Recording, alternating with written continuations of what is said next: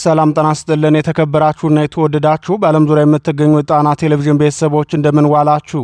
አክብሮታዊ ሰላምታችን በያላችሁበት የምድር ዳርቻ ሁሉ ከጣና ቴሌቪዥን ዜና ክፍል ይድረሳችሁ እያልን የነሐሴ 19 ቀን 2018 ዓ.ም የምሽቱን ዜናችን እርሶቹን አስቀድመን እናስደምጣችኋለን። የጎንደሩ ተጨማሪ አንድነት ምዕራፍ የአማራ ፋኖ ብሔራዊ ንቅናቄ ጎንደር ጠቅላይ ግዛት በላይ ዘለቀ ዕዝ በሰራዊቱ መካከል የነበሩ ልዩነቶች በሂደት እየተቀረፉ መሆናቸውን አስታውቋል። የጎንደር አንድነት ጉዞና የዕዙ አዲስ መልእክት በዜናችን ይደመጣል። ጽምዶ ሳይወለድ የመከነ ክሹፍ ሆኗል። የጽምዶ ጉዳይ እየተካረረ ሲመጣ የህወሓት አመራሮች በአንዳርጋቸው ጽጌ ላይ የሰነዘሩ ክስና በድርጅቱ ውስጥ የተነሳው ውዝግብ የፖለቲካውን ክሽፈት ይፋ እያደረገ ነው። በዝርዝር ይዘነዋል።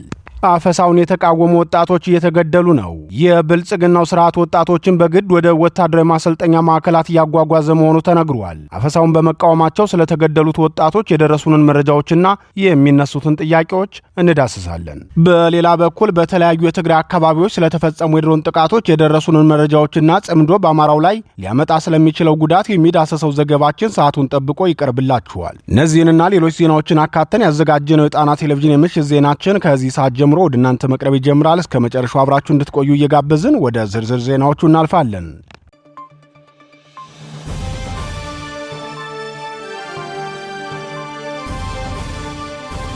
አዲስ አበባ ቀጣይ የቤት ዋጋ የሚጨምርበት አካባቢ የት እንደሆነ ያውቃሉ? ብስራተ ገብርኤል፣ ሳር ቤት፣ ሜክሲኮ፣ ተክለ ሃይማኖት ወይስ መገናኛ?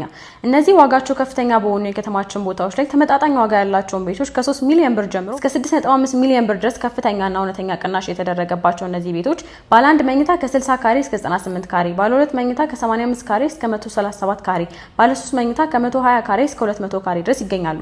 እነዚህ ቤቶች ከ100% ክፍያ እስከ 30% ቅናሽ የሚያገኙባቸው ሲሆን አሊያም ቀስ ብለው መክፈል ከፈለጉ እስከ 3 ዓመት ድረስ ከወለድ ነፃ በሆነ አከፋፈል ቅድመ ክፍያ ከ15% ጀምሮ ከፍለው ቀሪውን በረጅም ጊዜ አከፋፈል ቀስ ብለው መክፈል ይችላሉ። ሁሉም ሳይቶቻችን ላይ ለመኖር አስፈላጊ የሆኑ መሰረታዊ ነገሮች እንደ ከርሰ ምድር ውሃ፣ ዘመናዊ የሰውና የዕቃ ሊፍቶች፣ ጂም፣ ስፓና የልጆች ማቆያና ኢቨንት ስፔስ ከበቂ መኪና ማቆሚያ ጋር የተሟላላቸው ናቸው። ከሀገር ውጭ ለምትኖሩ ኢትዮጵያውያንና ትውልደ ኢትዮጵያውያን ደግሞ እዛው ባላችሁበት ሀገር የሽያጭ ውላችሁን በዲኤችኤል አማካኝነት ልከንላችሁ እንዲሁም ካላችሁበት ሀገር ናችሁ ክፍያ የምትፈጽሙበት ሁኔታ አመቻችተናል። ለበለጠ መረጃ ከታች በተቀመጠው ስልክ ቁጥር ይደውሉልን።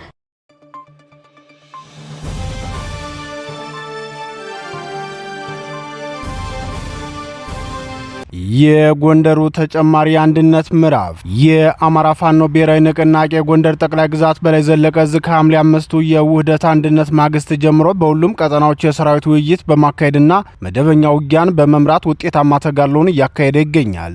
የጎንደር ጠቅላይ ግዛትን የቀውስ ቀጠና ማድረግን ዓላማ አድርገው የሚንቀሳቀሱ የውስጥና የውጭ ጠላቶች በፈጠሩት ችግር ምክንያት በሰራዊቱ መካከል የነበረው ልዩነት በሂደት እየተቀረፈ መሆኑን አስታውቋል።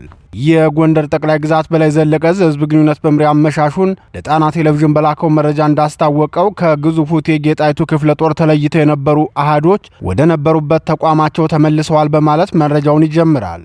ጉዳዩን በዝርዝር ሲያብራራም በዚህ የውይይት መድረክ ላይ የአፋብን ምክትል ሰብሳቢ ለወታደራዊ ጉዳዮች ኃላፊ አርበኛ ሀብቴ ወልዴ፣ የዕዙ ሰብሳቢ አርበኛ ዮሐንስ ንጉሱ፣ ተቀዳሚ ምክትል ሰብሳቢ አርበኛ ሰለሞን አጠናው፣ የዕዙ ዘመቻ መምሪያ ኃላፊ አርበኛ ተሾመ አበባው፣ የዕዙ ሎጂስቲክ መምሪያ ኃላፊ አርበኛ በላይ ዘለቀ፣ የፋይናንስ ኃላፊ አርበኛ ሀብታሙ ሙላውና ሌሎች የዕዙ ከፍተኛ አመራሮች እንዲሁም አርበኛ ጌታ ኢየሱስ ባለውን ጨምሮ ሌሎች አመራሮች በሙሉ ተሳትፈዋል ሲል አስታውቋል። በተላላቆቹ አርበኞችና መሪዎች አማካኝነት የተመራው የሰራዊቱ የውይይት መድረክ አንድነትን ማስቀጠልና ወንድማማችነትን ማጽናት ላይ ትኩረት ያደረገ እንደነበር ያስታወቀው የህዝብ ግንኙነት መምሪያው ይህ ውይይት የጎንደርን አንድነት የተበሰረበትን እልህ አስጨራሽ የአመራርነት ሂደትና ጸረ አንድነት ግለሰቦች የፈጠሩትን ማደናገር የህዝባችን ጽኑ አንድነት ፈላጊነትና የትግል አበርክቶ ከድርጅቱና ከዕዙ ከፍተኛ አመራሮች ሰፊ ግልጽ ማብራሪያ ተሰጥቶበት መግባባት ላይ ተደርሷል ብለዋል።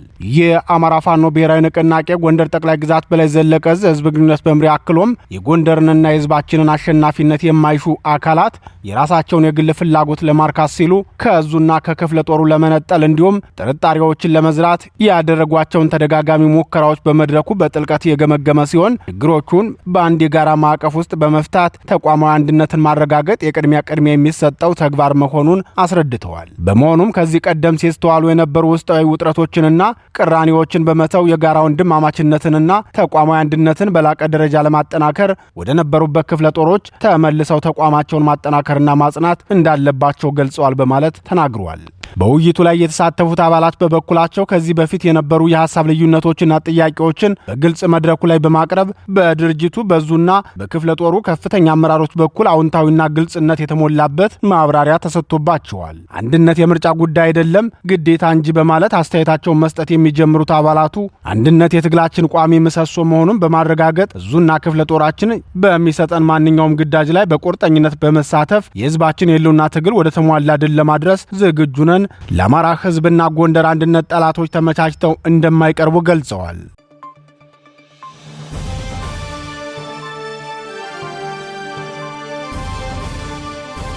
አንዳርጋቸው ብልጽግና የቀጠረው ደላላ ነው። አቶ አማኑኤል አሰፋ የጽምዶ ጉዳይ ሳይወለድ የመከነ ክሹፍ ሆኗል። የጽምዶ መስራች ነኝ የሚለው ህወሓት ከብልጽግና ጋር አደራድሩ ብሎ አማላጅ በመላክ ተጣማጅ ኃይሎችን ሲያስከፋ የህወሓቱ ምክትል ሊቀመንበር አማኑኤል አሰፋ በበኩላቸው ጽምዶን በሁለት እግሩ እንዲቆም ያደረግኩት እኔ ነኝ የሚሉትን የቀድሞውን የግንቦት ሰባት ዋና ጸሐፊ አንዳርጋቸው ጽጌን ጽምዶን ለመበተን ብልጽግና የቀጠረው ደላላ ነው በማለት በአደባባይ ወርፈዋቸዋል። አቶ አማኑኤል መልእክታቸውን ሲቀጥሉም አንዳርጋቸው ጽጌ ከብልጽግና ጋር በመተባበር በትግራይ ህዝብ ላይ የፈጸመው ጂኖሳይድ ሳይበቃው አሁንም ከብልጽግና ጋር የተጣላ በማስመሰል ህወሓት ለፋኖ አማላጅ እንደላከና የትግራይ ሉዓላዊ ግዛቶች እንደማይጠይቅ ለኤርትራ መንግስት ቃል ገብቷል ብሎ ሲቀጥፍ እየሰማ ነው። ሰሞኑን ብልጽግና ገንዘብ መድቦ በህዝባዊ ኃይሎች የተፈጠረውን ትብብር ለማፍረስ ደላሎችን እየቀጠረ ነው። ይህ ተግባርም የዛው ሴራ ውጤት ነው በማለት በአንዳርጋቸው ጽጌ ላይ ምስክርነታቸውን ሰጥተዋል። ትብብሩ የህልውና አደጋ የተጋረጠባቸው ኃይሎች በጋራ የሚታገሉበት አውድ እንጂ በምልጃ አንዱ ሌላውን ጠርቶ ቃል የሚገባበትና የሚማለድበት ጉዳይ አይደለም ሲሉ ንግግራቸውን የሚቀጥሉት ሁላችንም በትግሉ ውስጥ ያለነው ኃይሎች የሚያገናኘን ዋናው ጉዳይ በብልጽግናው ጂኖሳይዳዊ ስርዓት ምክንያት አደጋ ላይ የወደቀው የህዝቦቻችንን የጋራ ህልውና ነው። በትግራይ ውስጥ ማንም ኃይል ቢሆን የትግራይ ሉዓላዊነት ለገበያና ለመልጃ የማቅረብ ስልጣንና ኃላፊነት የለውም። ህወሓትም የህልውና ትግል ከሚያካሂዱ ህዝባዊ ኃይሎች በግልጽነት ላይ የተመሰረተ የጋራ ትብብር ያደርጋል እንጂ ለገጸ በረከት የሚያቀርበው ነገር የለም። ሁላችንም ህዝቦቻችን ከህልውና አደጋ ለመታደግ ነው የምንተባበረውና የምንታገለው ብለዋል። የህወሓቱ ምክትል ሊቀመንበር ሐሳባቸውን ይቀጥላሉ።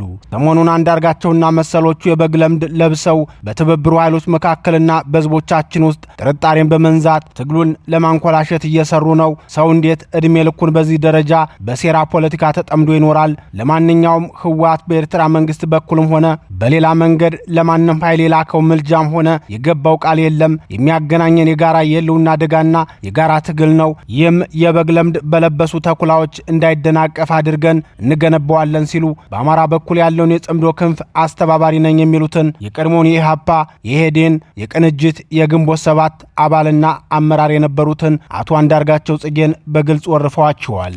አንዳርጋቸው ጽጌን በተመለከተ ከዚህ በፊትም በህወሓትና በትግራይ ፖለቲካ ዙሪያ ተመሳሳይ አቋም የተያዘባቸው ግለሰብ መሆናቸው ይታወቃል። በተለይም አንድ የቡድኑ ከፍተኛ ፕሮፓጋንዳ ኃላፊ አቶ አንዳርጋቸውን በተመለከተ ሲናገር አንዳርጋቸው ማለት ህወሓት ወደ ኢሳያስ ለግቶት ኢሳያስ ወደ ኦነግ ለግቶ የላከው ኳስ ነው ሲል መናገሩ አይዘነጋም። ዛሬም የህወሓቱ ምክትል ሊቀመንበር የተናገሩት ቡድኑ በግለሰቡ ላይ የያዘውን የማይቀየር አቋም ነው። በዚህ ጉዳይ አስተያየታቸውን የሰጡ አንድ ምሁር ይህ የአቶ አማኑኤል አሰፋ ወቀሳ የሚያሳየው የህወሓትን ቂመኝነት ነው። ህወሓት አንዴ ከተቀየመህ የፈለግከውን ያህል ብትታዘዘውና ልታገለግለው ብትነሳ ፈጽሞ ቂሙን ሊረሳ አይችልም። አሁንም ሌሎች ሰዎች ከዚህ አንዳርጋቸው ውርደት ትምህርት ሊወስዱ ይገባቸዋል። ምክንያቱም በ2013 ዓ.ም ጦርነት ከህወሓት ተቃራኒ የነበሩ ግለሰቦች በሙሉ ቂም ተይዞባቸዋል ሲሉ ተናግረዋል።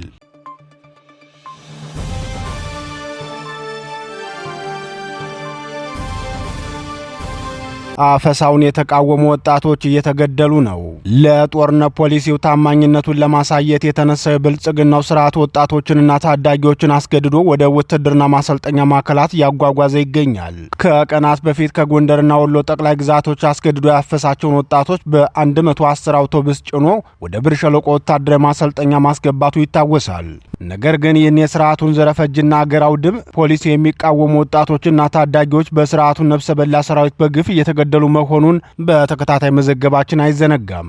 ዛሬ ከሸዋ ጠቅላይ ግዛት ደብረ ብርሃን ከተማ የደረሰን መረጃ የሚያመላክተው ደግሞ የስርዓቱ ደመወዝተኛ ሰራዊት አፈሳውን የተቃወመን ታዳጊ በከተማዋ መሃል በጭካኔ መግደላቸውን የዓይን እማኞች ተናግረዋል። በሸዋ ጠቅላይ ግዛት ደብረ ብርሃንና አካባቢው የሰፈረው የስርዓቱ ደመወዝተኛ ሰራዊት ከዚህ በፊትም ተደጋጋሚ የጦር ወንጀሎችን ሲፈጽም የቆየ ሲሆን ትናንት በአደባባይ ከተማው መሃል ላይ በጭካኔ የገደለው ታዳጊ ዮሐንስ አስቻለው የተባለ የ22 ዓመት ወጣትን ነው። ወጣት ዮሐንስ በግፍና በጭካኔ እንዲገደል የተደረገው ደግሞ አስገዳጅ አፈሳውን ተቃውሞ ወደ ማሰልጠኛ አልሄድም በማለቱ መሆኑን የዓይን እማኞች ተናግረዋል። በጦርነት ፖሊሲው ለመቀጠል በየጊዜው ቃሉን የሚያድሰው ስርዓቱ ወጣቶችን አስገድዶ ለጦርነት ለመማገድ አፈሳውን ስራዬ ብሎ ከተያዘው ቆይቷል። ህወሓትን በአስገዳጅ አፈሳ ወንጀሉ ደጋግሞ የሚከሰው ብልጽግናው ራሱ በዚህ ወንጀል ተፎካካሪ እንዳይኖረው አድርጎ ወንጀሉን ከፍ አድርጎታል። ጸረ አማራውና የሀገረ ኢትዮጵያ የፍርሰት መሐንዲስ የሆነው የብልጽግናው ስርዓቱ ወጣት ዮሐንስ አስቻለውን አስገድዶ ወደ ውትድርና ማሰልጠኛ ማዕከል ሊወስደው ሲነሳ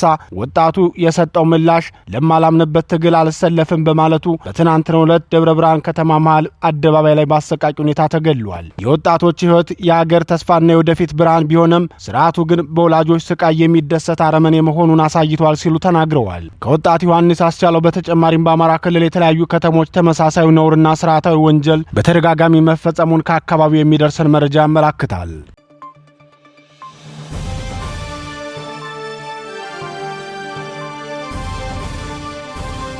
በትግራይ ክልል የተለያዩ ዞኖች የተፈጸሙት የተቀናጁ የአየር ጥቃቶች የኦሉሴጉን ኦባሳንጆ ድንገተኛ የመቀሌ ጉዞና በዝምዶ ጥምረት መካከል የተከሰቱ የውስጥ መሰንጠቆችም ተባብሰው አደባባይ ወጥተዋል።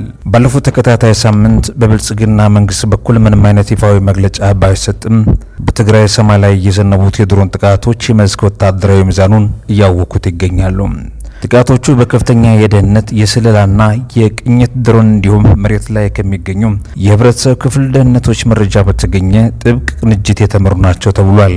ህወሓትና ተባባሪዎቹ በማዕከላዊነት ያስቀመጧቸውን የጦር መሳሪያ ቦታም የመቀየርና የመሸሸግ ሙከራ ቢያደርጉም በተወሰደ የተናጠል የተቀናጀ እርምጃ በርካታ ከባድ መሳሪያዎች የወደሙ ሲሆኑ በቅጠል የተጠቀለሉ ወታደራዊ ኃይሎችም ጥቃት ደርሶባቸዋል ተብሏል።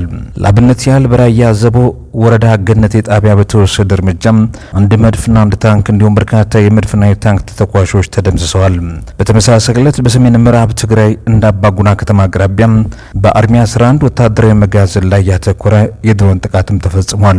በምስራቅ ዞን አጽቢ ወረዳ በፈለገ ወይን ጣቢያ መብራቱን በሚባል ቀጠና ልዩ ስሙ በሊጋ በተባለ ስፍራ በሚገኘው የሱር ኮንስትራክሽን ካምፕ ላይ ድንገተኛ የአየር ጥቃት ተፈጽሟል። በካምፕ ውስጥ ተሸሽጎ የነበረው ከፍተኛ የጦር መሳሪያ ክምችት የጥቃቱ ዋና ኢላማ ነበርን የተባለው። በተመሳሳይ በትናንትናው ዕለት በሁለቱ ዞኖች ላይ የአየር ጥቃት የቀጠለ ሲሆን ህብረተሰቡ መረጃ የመስጠት ስራውን አጠናክሮ እንዲቀጥል ከስትራቴጂካዊ ወታደራዊ ቦታዎች እንዲርቅና በውጊያ ቀጠና የሚገኙ የታጠቁ ኃይሎች እንቅስቃሴያቸውን አቁመው ወደ ሰላማዊ ህይወታቸው እንዲመለሱ ጥሪ መደረጉም በትግራይ ህዝብና በህወሓት መካከል ያለውን ፖለቲካ ስንጥቅ ለማስፋት የብልጽግናው መንግስት የወሰደው ስትራቴጂ ነው ተብሏል። በትናንትናው ልዩ ትንታኔ ህወሓት በተለያዩ ምክንያቶች የጽምዶን ትብብር ባለማመኑ ምክንያት የቀድሞውን የናይጄሪያውን ፕሬዝዳንት ኦሉሴጉን ኦባሳንጆን ደጅም በመጥናት ላይ እንደሚገኝ በሰፊው የዳሰስነው መረጃ ነበር። ይህንን የመረጃ ትክክለኝነት በማረጋገጥ ኦሉሴጉን ኦባሳንጆም በትናንትናው ዕለት በድንገት መቀሌ የተከሰተው ከትግራይ አመራሮች ጋር ውይይት ማድረጋቸው ተረጋግጧል። ህወሓት በትግራይ ክልል ኮሚኒኬሽን ቢሮ ስም ባወጣው መግለጫ ከፌዴራል መንግስት ጋር ድርድር ለማድረግ 5 ዋና ዋና ቅድመ ሁኔታዎችን ማስቀመጡ ደግሞ የጽምዶን ትብብር አፈርድሚ እያበላው ሆኗል። ካስቀመጣቸው ቅድመ ሁኔታዎች መካከል የኢኮኖሚ እገዳና ማዕቀቦች እንዲነሱ፣ ወታደራዊ ከበባና ውጥረት እንዲረግብ፣ የትግራይ ሉዓላዊ ግዛት ወደ ነበረበት እንዲመለስ፣ ተፈናቃዮችን በክብር መመለስ፣ የህወሓትን ፖለቲካዊና ህጋዊ ህልውና ማረጋገጥ የሚሉት ናቸው። ኦባሳንጆ ከፌዴራል መንግስት ጋር ተነጋግረው በ2 ሳምንት ውስጥ የሚመለሱ ቢናገሩም ህወሓት ፍሬ አልባ ንግግሮችን የመድገም ፍላጎት እንደሌለውና በዓለም አቀፍ አካላት ለሚመራው እውነተኛና ግልጽ የሰላም ውይይት ብቻ ዝግጁ መሆኑን ማሳወቁ የዲፕሎማሲው መስክ አሁንም በልህና ውጥረት የተሞላ መሆኑን ያሳያል ብለዋል የጣና ቲቪ ፖለቲካ ተንታኞች። በሌላ በኩል የጣና ቲቪ የፖለቲካ ተንታኞች በተከታታይ ጽምዶ አማራውን የሚጎዳ አጽመ ርስቱን የሚያሳጣም ጦርነቱን ወደ ክልሉ ስቦ የሚያስገባ በባሰ መልኩ የክልሉን ሰብአዊና የንብረት ጉዳት የሚያመጣ ሲሉም ያቀረቧቸው የትንታኔ ጭብጦች አሁንም መሬት ላይ እውን ሆነዋል። ነገሩ አሁንም ሙሉ በሙሉ ግልጽ ሆኗል። ከፋኖ አመራሮች መካከል እስክንድር ነጋ ይፋ እንዳደረጉት ከህወሓት ጋር የተደረገው የጽምዶ ጥምረት በጋራ የተወሰነ ሳይሆን በተወሰኑ ከፍተኛ አመራሮች በግል ፍላጎት የተወሰነ ውሳኔ ነው ብለዋል። ይህ ይፋዊ እውቅና በጥምረቱ ውስጥ ያለውን ጥልቅ መከፋፈል የሚያሳይ ሲሆን ህዝቡንና ክልሉን ለከፍተኛ አደጋ የሚያጋልጡም ስትራቴጂካዊ ውሳኔዎችን በጋራ ውክልና እንዳልተወሰነ ማረጋገጫ ሆኗል። እንደ አቶ እስክንድር ነጋ ገለጻ ከሆነም በፋኖ ጥምረት መካከል ባለፈው የአማራ ፋኖ ብሔራዊ ንቅናቄ ሲመሰረት በአጀንዳ ላይ ከተቀመጡ መስማማቶች መካከል ከህወሓት ጋር ወደፊት ምንም አይነት ጥምረት እንዳይደረግ በልዩነት ያስቀመጥነው አጀንዳ ነበር። ነገር ግን ይህንን ተጥሶ በተለይ አባላቱ ሳይወስኑና ሳይዋዩበት በተወሰኑ አመራሮች ፖለቲካዊ ፍላጎት ብቻ የተደረገ ጥምረት ነው ብለዋል። በአጠቃላይ በሰሜኑ የሀገሪቱ ክፍል የሚታየው የተጠናከረ ወታደራዊ እርምጃ፣ የዲፕሎማሲያዊ ጥረቶች መጓተትና የፖለቲካ ጥምረቶች መሰንጠቅ ቀጠናውን ወደ አዲስና ያልጠበቀ የፖለቲካ ምዕራፍ እያሸጋገረም በተለይ ደግሞ የአማራ ክልልን ከፍተኛ አደጋ ውስጥ የከተተ ነው ተብሏል። ፖለቲካና በትጥቅ ትግሉ መድረክ በስፋት ሲናፈስ የነበረው አወዛጋቢ ወሬ በማስመልከትም የፋኖ አመራር የሆኑት አቶ እስክንድር ነጋ አለው አልመትኩም በማለት ምላሽ ሰጥተዋል። እንደ ዶይቼ ቬለ ዘገባ ከሆነ አቶ እስክንድር ከቅርብ ጊዜ ወዲህ በጦርነት አውድ ውስጥ ህይወታቸው እንዳለፈ ተደርጎ ሲሰራጭ የነበረው የስነ ልቦና ጦርነትና የሐሰት መረጃ ሙሉ በሙሉ አስተባብለዋል። በሰጡት ጥልቅ ማብራሪያ ባለፉት 4 ዓመታት ውስጥ ከመሬትም ሆነ ከአየር በድሮን የታገዙ ተደጋጋሚ ሆን ተብለው የታለሙ የተደራጁ የግድያ ሙከራዎች እንደተፈጸመባቸው አጋልጠዋል። የመንግስት የጸጥታ ኃይሎች በላያቸው ላይ የሚያደርጉትን ያለሰለሰ አሰሳና ወታደራዊ ጥቃት የአደባባይ ምስጢር ቢሆንም በእነዚህ የግድያ ሙከራዎች ውስጥ እጃቸው ስላለበት ሌሎች የታጠቁ አካላትም ተሳትፎ ግን ለጊዜው ምንም አይነት አስተያየት ከመስጠት ተቆጥበዋል። ነገሩ ግን አለ ብለዋል። ይሁንና ይህ የተደበሰበሰ እውነታ በሂደቱ የሚታወቅ ይሆናል ማለታቸውን በትግሉ ውስጥ ያሉ ያልተነገሩ ውስብስብ ሴራዎችም ወደፊት ይፋ ሊወጡ እንደሚችሉ ፍንጭ የሰጡበትም መግለጫ ነበርም። የትንታኔያችን ሌላኛው ትኩረት የሚሆነው አቶ እስክንድር በፋኖ የትጥቅ ትግል ውስጥ ስላለው ውስጣዊ ፈተና ያነሱት ወሳኝና አሳሳቢ ነጥብ ነው። የፋኖ ትግል ንጹህ ዓላማ ይዞ የተነሳ ቢሆንም ከአማራ ክልል ውጭ ባሉ የሌሎች የፖለቲካ ኃይሎች ረጅም እጆች ጣልቃ ገብነትና ትግሉን ወደ ኋላ በሚጎትቱ አደገኛ የጎጠኝነት አስተሳሰብ መተብተቡን በግልጽ ተናግረዋል። ይህ የተዛባ አዝማሚያ በአመራርነት ለመቀጠል እጅግ ፈታኝ ሁኔታ እንደፈጠረባቸው አብራርተዋል። ከዚህ ባለፈ የፋኖና የሌሎች አማጽያን ጥምረት የተቋቋመው በጊዜያዊ የሽግግር አመራርና በምደባ መሆኑን በማስታወስ የደም ዋጋ የተከፈለና የህይወት መስዋዕትነት እየተገበረ ባለበት በአሁኑ አስቸጋሪ ወቅት ጥቂት ግለሰቦች በዝግ ክፍል የሚያደርጉት ስምምነት ተቀባይነት እንደሌለው አስገንዝበዋል። ማንኛውም አይነት የፖለቲካ ውሳኔም ሆነ ድርድር ከነዚህ ውስን አመራሮች ፍላጎት ባለፈ የትግሉን አባላትና የሰፊውን የአማራ ህዝብ ቀጥተኛ ተሳትፎና ውሳኔ ማካተት እንዳለበትም በጽኑ አበክረው አሳስበዋል። የአቶ እስክንድር ነጋ አቋም ቀደም ሲል የጽምዶን ጥምረት በተመለከተ በጥቂት አመራሮች የተወሰነ እንጂ የጋራ አይደለም ሲሉ የሰጡትን አስተያየት ይበልጥ የሚያጠናክርና የትግሉን ዲሞክራሲያዊ መሰረት የሚጠይቁ ነው አልፏል ብለዋል የጣና ፖለቲካ ተንታኞችም።